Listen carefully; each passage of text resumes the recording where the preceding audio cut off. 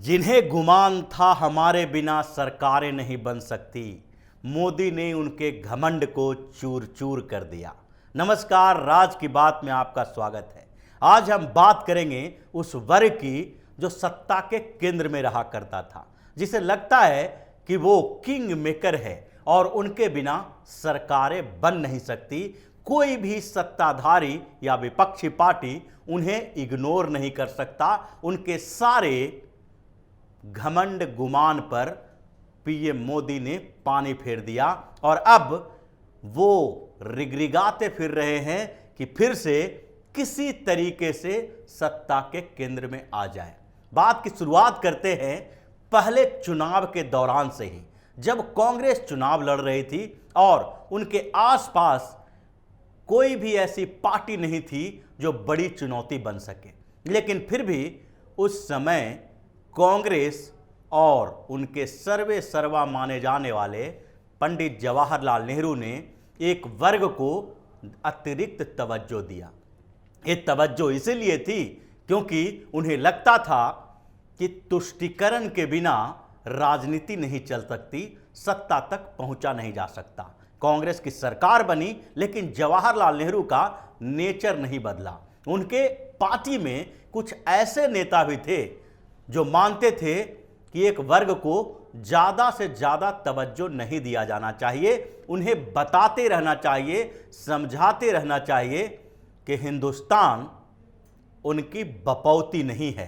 हिंदुस्तान में वो इसलिए नहीं रुके हैं क्योंकि उन्हें हिंदुस्तान से प्यार है, ये उनकी मजबूरी है। और इसलिए कांग्रेस का एक वर्ग जिसमें सरदार पटेल भी थे, डॉक्टर राजेंद्र प्रसाद भी थे, इन लोगों ने हमेशा से उन्हें बैलेंस करने की कोशिश की और पंडित नेहरू उस वर्ग का तुष्टीकरण करते रहे। जब सोमनाथ मंदिर का उद्घाटन होना था तो उस समय जब डॉक्टर राजेंद्र प्रसाद उसके उद्घाटन कार्यक्रम में जाने वाले थे तो पंडित नेहरू ने विरोध किया। उन्हें लगने लगा कि धर्म की राजनीति हो जाएगी और एक दूसरा वर्ग जो है यहां पर रुका हुआ बैठा हुआ, जो देश के विभाजन के बाद पाकिस्तान के बदले हिंदुस्तान को चुना है, वो नाराज हो जाएगा। उनकी तुष्टीकरण की नीति चलती रही और कांग्रेस की परंपरा भी वही बनी रही। मुसलमानों को लग रहा था कि उनके बिना तो कोई सत्ता तक पहुंच ही नहीं सकता, इसलिए हमेशा से वो इस देश में नेगोशिएट करते रहे सरकार के साथ, सत्ताधारी पार्टियों के साथ। जो भी सत्ता में रही उनके साथ इनका नेगोशिएशन चलता रहा और एक तरफ पार्टियों ने तुष्टीकरण की नीति अपनाई तो दूसरी तरफ पार्टियों के अंदर इस बात का खौफ रहा कि इस वर्ग को नाराज करके सत्ता में बना नहीं रहा जा सकता है। कांग्रेस में तो लगातार ये दौर चलता रहा। नेहरू के बाद इंदिरा गांधी भी आई और इंदिरा गांधी ने भी इस वर्ग को विशेष सुविधाएं दी। ये होड़ मची हुई थी कांग्रेस के अंदर कि हमारे से पहले वालों ने मुसलमानों के खुश करने के लिए क्या क्या दिया है और हमें उससे आगे बढ़ चढ़कर क्या देना चाहिए। कांग्रेस के अंदर हमेशा से इस तुष्टीकरण की राजनीति को आगे बढ़ाने की होड़ लगी रही। जब पंडित नेहरू ने लियाकत अली के साथ समझौता किया था, यानी नेहरू लियाकत पैक्ट हुआ था, तो उसमें अल्पसंख्यकों के सुरक्षा की गारंटी देने की बात कही गई थी। हिंदुस्तान ने अल्पसंख्यकों में से सबसे बहुसंख्यक वर्ग मुसलमानों की सुरक्षा तो की, लेकिन पाकिस्तान में हिंदुओं की सुरक्षा नहीं हो सकी। हिंदू पाकिस्तान से भगाते जाते रहे और स्थिति ये हो गई कि वहां पर हिंदू उसी तरह के हो गए जिस तरह से एक वर्ग विशेष को वहां पर उपस्थिति के लिए सिर्फ नाम दर्ज करके रखा जाता हो। जंगल में जिस तरह के एक कुछ ऐसे प्राणी को जीवित रखने की कोशिश की जाती है ताकि आगे की पीढ़ियों को ये मालूम हो सके कि वो जीव भी इस जंगल में था, उसी तरह से पाकिस्तान में हुआ। लेकिन हिंदुस्तान में ये तुष्टीकरण की राजनीति चलती रही। कांग्रेस में इंदिरा गांधी के बाद राजीव गांधी ने उस परंपरा को और आगे बढ़ाया। राजीव गांधी को भी डर लग रहा था कि अगर मुसलमानों को खुश नहीं रखा गया तो चुनाव वो जीत नहीं पाएंगे। हालांकि उनका पहला चुनाव जो प्रधानमंत्री के तौर पर था वो इंदिरा गांधी की हत्या की सहानुभूति से था और इसलिए बड़ी बहुमत के साथ राजीव गांधी ने चुनाव जीता। उन्हें डिगाने वाला कोई नहीं था।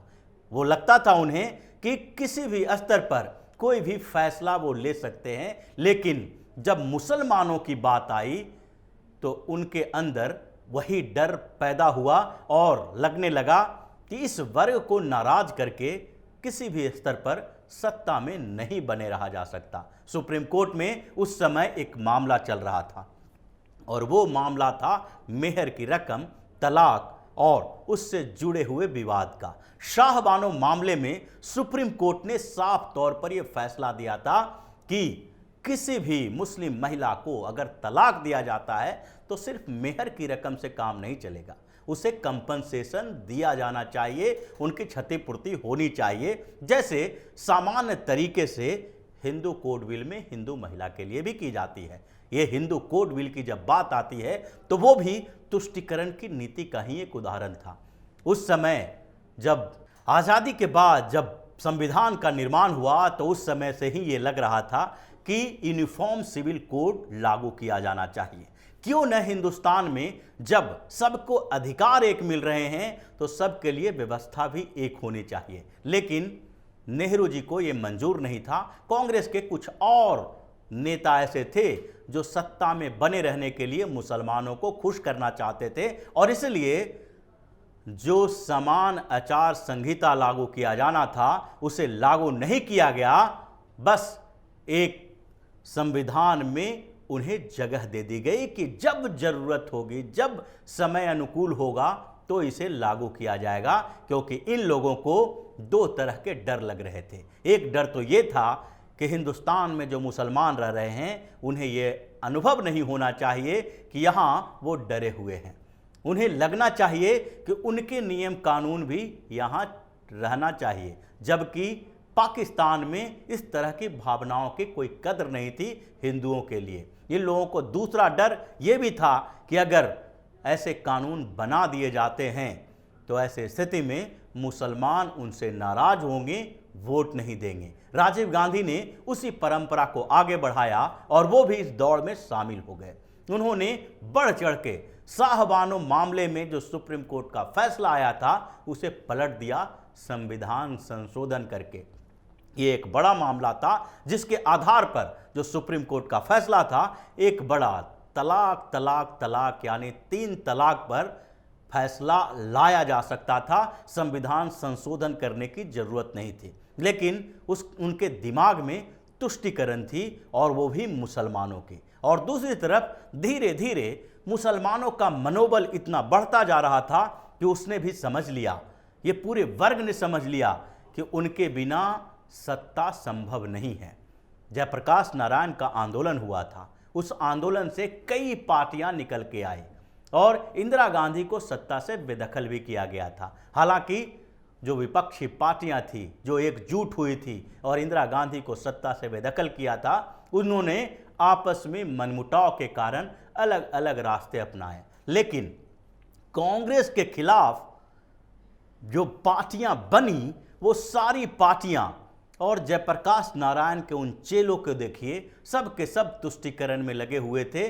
वहां पर भी यही विचार था कि इस वर्ग को नाराज नहीं किया जा सकता है। बिहार में चाहे लालू यादव हो या नीतीश कुमार, दोनों को ही ये लगता है कि मुसलमानों के बिना वो सत्ता के शीर्ष पर नहीं पहुंच सकते हैं और इसलिए बिहार में भी लगातार तुष्टीकरण की राजनीति ये लोग करते हैं। उत्तर प्रदेश का भी यही हाल है, जहां पर मुलायम सिंह यादव हों या मायावती या उनके पार्टी के दूसरे नेता, मुलायम सिंह के बाद उनके बेटे अखिलेश यादव भी उसी तुष्टीकरण में लगे हुए हैं। यानी सालों तक मुसलमानों को ये लगता रहा कि उनका घमंड ऐसा हो गया कि उनके बिना तो सरकारें बन नहीं सकती है।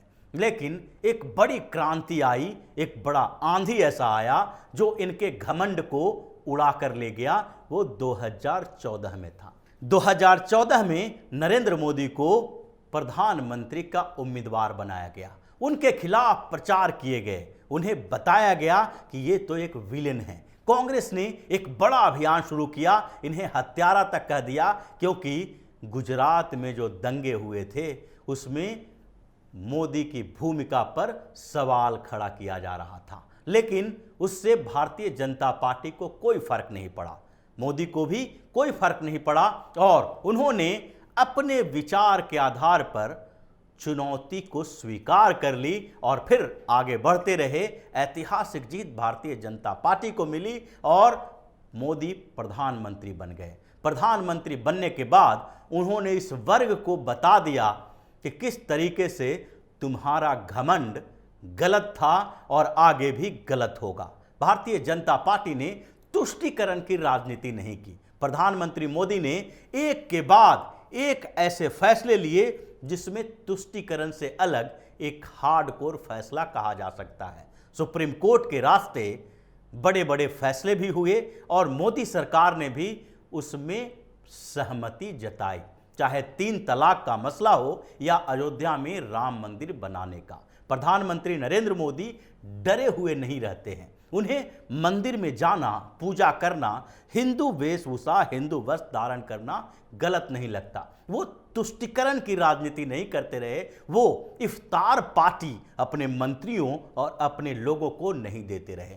पीएफआई पर बैन लगाने के पहले भी मोदी सरकार ने ये नहीं सोचा कि मुसलमान इससे नाराज होंगे या नहीं। यानी इतने सालों से जो वर्ग इस घमंड में चल रहा था कि उनके बिना सरकार नहीं बनाई जा सकती, उनका सपोर्ट सबके लिए जरूरी है, और ये पूरी कॉन्स्पिरेसी इन लोगों ने की भी भारतीय जनता पार्टी के खिलाफ। मुसलमानों ने एकजुट होकर वोट दिया। दिल्ली विधानसभा चुनाव हो या फिर पश्चिम बंगाल में विधानसभा का चुनाव, लोकसभा का चुनाव में भी ऐसी ही स्थितियां देखने को मिली। जहां जहां भारतीय जनता पार्टी के खिलाफ जो पार्टी सबसे मजबूत स्थिति में थी, उस पार्टी के समर्थन में इन लोगों ने टैक्टिकल वोटिंग की। पश्चिम बंगाल में कांग्रेस को वोट नहीं दिया, कम्युनिस्ट पार्टी को वोट नहीं दिया, बल्कि ममता बनर्जी की पार्टी को वोट दिया। और इसलिए क्योंकि भारतीय जनता पार्टी के खिलाफ ममता बनर्जी ही चुनौती बन सकती हैं। दिल्ली में भी इन लोगों ने आम आदमी पार्टी को वोट दिया, कांग्रेस को वोट नहीं दिया। लेकिन जहां कांग्रेस की स्थिति मजबूत हुई, चाहे मध्य प्रदेश में हो या राजस्थान में या छत्तीसगढ़ में, हर जगह पर जहां पर भारतीय जनता पार्टी को चुनौती देने वाली पार्टी कांग्रेस थी, वहां इन लोगों ने कांग्रेस को वोट दिया। यानी कि टैक्टिकल वोटिंग करते रहे और भारतीय जनता पार्टी को, प्रधानमंत्री नरेंद्र मोदी को डराने की भी कोशिश करते रहे, क्योंकि उन्हें लग रहा था कि इस कुछ राज्यों में हार जीत से प्रधानमंत्री नरेंद्र मोदी डर जाएंगे और मुसलमानों के लिए वही स्थिति आ जाएगी जो कांग्रेस, समाजवादी पार्टी, राजद, इन पार्टियों की सरकारों के समय में होता रहा। लेकिन पीएम मोदी ने इनके घमंड को चूर चूर कर दिया। जिस भारत की विदेश नीति तक मुसलमानों के आधार पर निर्धारित होता था, पाकिस्तान के खिलाफ कोई कड़ी कार्रवाई करने के पहले मुसलमानों के, हिंदुस्तान के मुसलमानों पर सोचा जाता था। कश्मीर में ये लग रहा था कि 370 का खात्मा असंभव काम है, क्योंकि कश्मीर के ही नहीं बल्कि पूरे देश के मुसलमान नाराज हो जाएंगे।